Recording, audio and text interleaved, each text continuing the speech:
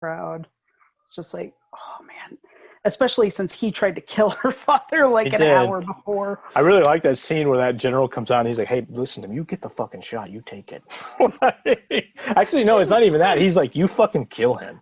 He's like, I don't care what they said, you fucking kill him.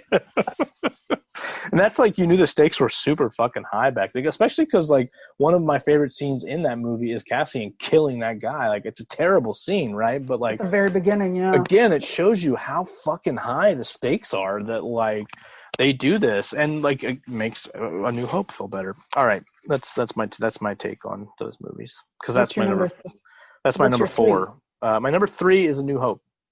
Oh damn! Okay, that's low. Yeah. Why is it so low, Darrel? I just really like Empire. That's my number 1. Spoiler alert. And I just really like the story that Last Jedi tells. Fair. So, A New Hope actually has a very slow start compared to the other Star Wars movies. Mm-hmm. I think that's one thing it's got going against it. It feels like the droids are in the desert forever, even though it's only like 5 minutes. Like I watched it again and I was like, well, this actually wasn't that long. But like, they are, I guess, because like they have to like get caught by the Jaws. They each have to get caught by the Jaws because they split up like stupid idiots. Mm-hmm. And then they have to find each other in the fucking fucking thing. Then they have to get sold to Luke. Then they have to go find Obi-Wan. They have to run away. Then they have to find Obi-Wan. And, you know, it's just like there's too much. Then the Lars have to be killed, yeah. And, you know, it's funny. When The Force Awakens came out, somebody on some website like dug up an old newspaper review from the original Star Wars, and one of the complaints about the movie was it moves too fast.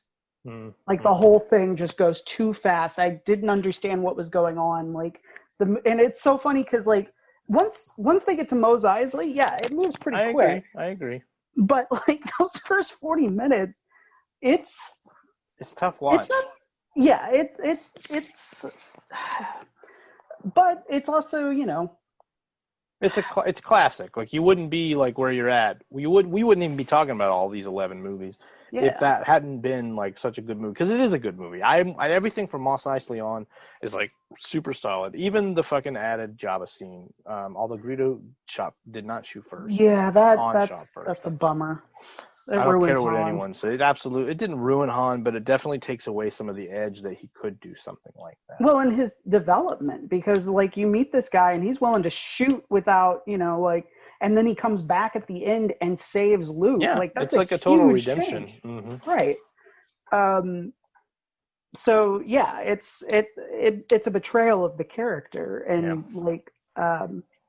but Star Wars isn't just a good Star Wars movie. It's just a really good movie. Like the characters, like even if there had never been any sequels, I think we'd still be talking about this movie because it is so incredibly revolutionary for its time. The way that the not just that the special effects were cutting edge, but the way that they were edited together, the way that the cuts are made and everything. Like Lucas understood and still understands. You can even see it in the prequels, how to convey speed and velocity and make spaceships like, you know, Kubrick made them very lumbering and slow, and so did the Enterprise.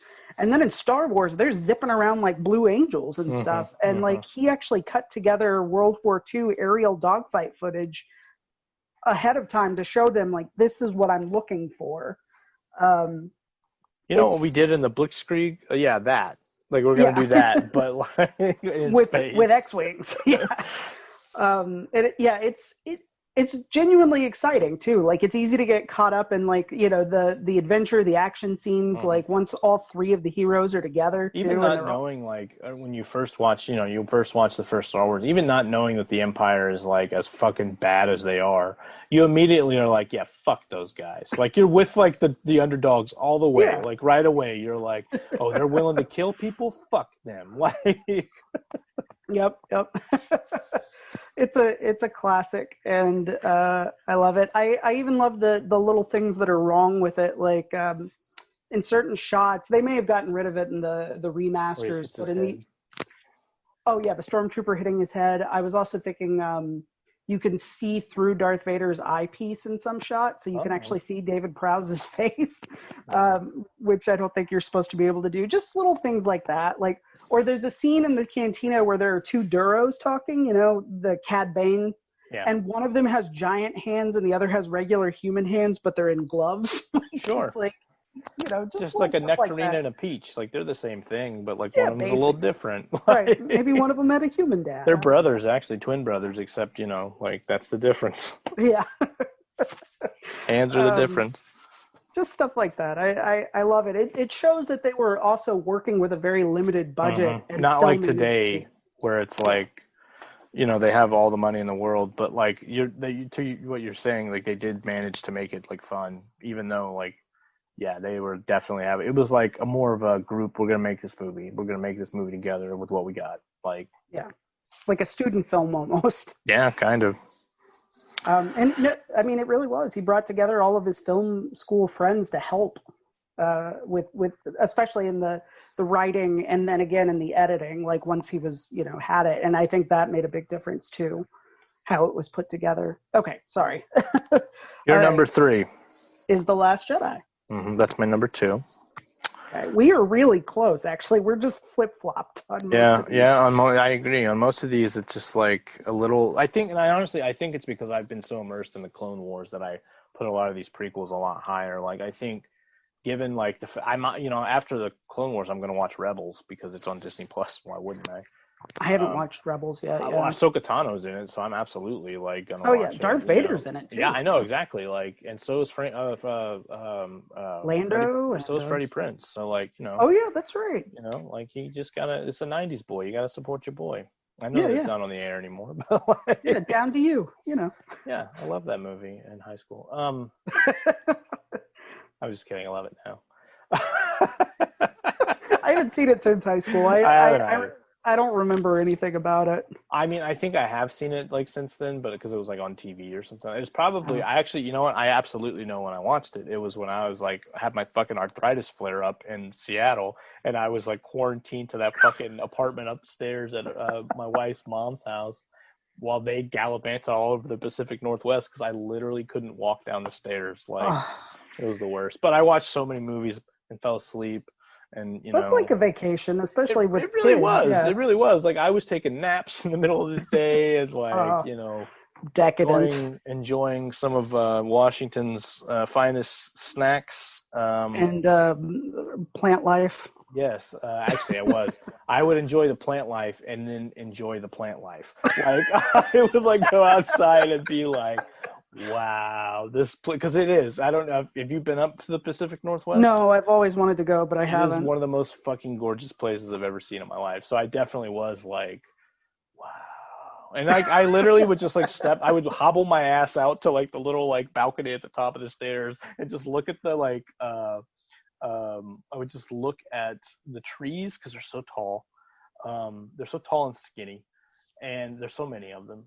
And I would look at the bay. And I would just be like, with the Puget Sound. I'd look at the Puget Sound and I would just be like, well, this is pretty much paradise.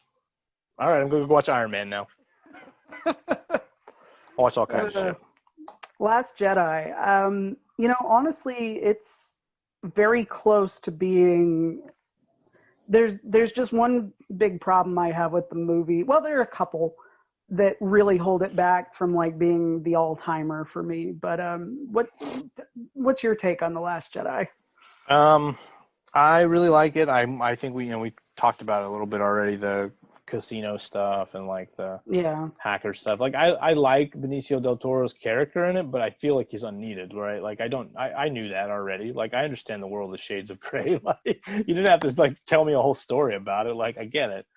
I like, you know, Finn's fight with Phasma, but like, again, it feels forced. But like, I think you could have done that fight in another way to make it more interesting. But I don't know, like, if they're chasing the ship half the fucking, like, through most of the fucking movie, like, how do you get them on the same ship, right? So you could have done it in another way, I think, but whatever. Well, I think I love all the Rey stuff, the Luke stuff, the Kylo Ren stuff. I love Snoke just getting offed. I love the way that Rian Johnson just says, like, fuck all these mysteries. Like, let's tell a story here. Like, that whole let the past die, burn it if you have to, you know? Like, I feel like thematically it follows The Force Awakens cues actually pretty well. I mean, while still kind of turning them on their head. It's the only Star Wars movie that I've almost cried at. I like the scene where cry. with Mark Hamill and Carrie Fisher together, whenever, you know, he gives her the dice, and she's like, I know, I changed my hair. I think I did cry at that scene, especially because, like you had said, we talked about a couple of days ago, like, you know, she had died at that point. So, like, you know, you're watching it and you're like, oh, like, you wanted to see their reunion, like, the entire fucking movie, right? Because, like, they kept Luke away from everyone through the entire first movie, which I got to tell you, like, talking about, the first time I saw it, I was pissed too. And then the second time I saw it, I was like, I'm actually okay with it because it allows, like, these new characters to take a bigger role in the action and a bigger role in the storytelling so that you can care about them more in the second one. But, like, I was with you the first time I saw it. I was like, this is not Star Wars. I had a feeling that was going to happen since Luke wasn't in any of the ads, like, at all. I figured, and so when they said he was missing in the opening, I was like, okay, well, maybe they don't get to him until the last act. And it's like, oh, no, it's the last shot. The last act, the last scene of the last shot. Last minute of the movie. Last, like, second of the movie. Like, he, like, literally is only in it for, like, 10 seconds. He turns around and pulls off a hood. And that's it. That's your Luke Skywalker. And he goes and changes robes right after that, chronologically. Oh, does he? Yeah, like, he's in those white robes. And then he goes... Yes, and then he goes, like chronologically, like, right as the, you know, because the Last Jedi picks up right there for Rey. He walks into his hut and changes into his dark robes, and then goes and does his shit. I think that was a Rian Johnson thing to be like, get him out of those ridiculous looking robes. Like, I got a different story planned for this guy. Yeah. Oh, I love the Porgs. I love the Porgs too. I know that they were, like, you know, a marketing thing, but, like, I don't care. I love them. Well, the island that they were shooting on, there were literally birds everywhere. So that's how they covered them up. Was with Porgs. I also love the caretakers. I had no idea. I love it. I love the scene of where they're always like, you God damn it. Like, when Rey cuts the rock in half and you see the one down there pushing her little cart, just like... And they're like, what the fuck? I love when Chewbacca kills one of the porgs. To eat it. And then he can't, like, because they're just like... I love it when they're hopping on the lightsaber while the other one's, like, peering down the barrel. I like it when they're in the Millennium Falcon. Like, yeah, when Chewie rolls and then the porg. I mean, that's a genuinely thrilling moment. That's a great Star Wars moment, is the Millennium Falcon in the red caves being chased by the TIE fighters. Oh, yes. Being like, they hate that ship. Yes, I agree with that. Absolutely. I think the new trilogy... the sequel trilogy, for all its flaws, did the Millennium Falcon very, very well. Like, even the stuff in Rise of Skywalker with the Millennium Falcon, for the most part, is pretty cool. The first part, because then we don't see it again for a while, right? Like, we don't see it again until, like, the very end. But I guess they didn't do a very good justice. They didn't do very good justice outside the first 10 minutes of the movie. but you spend a lot of time in that ship in both of the first two movies, I feel like, don't you? Yeah.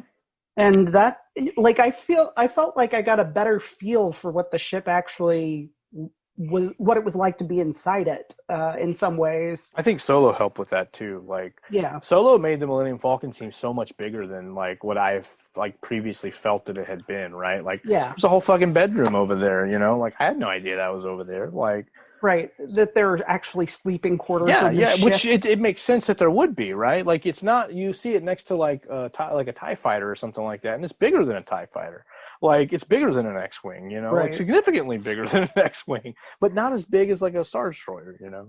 Right. Well, I mean, in the original Star Wars, you don't see, like, Luke and Obi-Wan setting down their luggage inside of, like, a room. Like, they're just sitting at a table. It's like, you got to sit at this bench and wait until we get to Alderaan. And I guess it's like, you're going to sit here, you're going to sleep here, you're going to shit here. Like, we don't have anything that shit on the side. Why do you think this thing goes so fast? It's because we don't hold on to shit.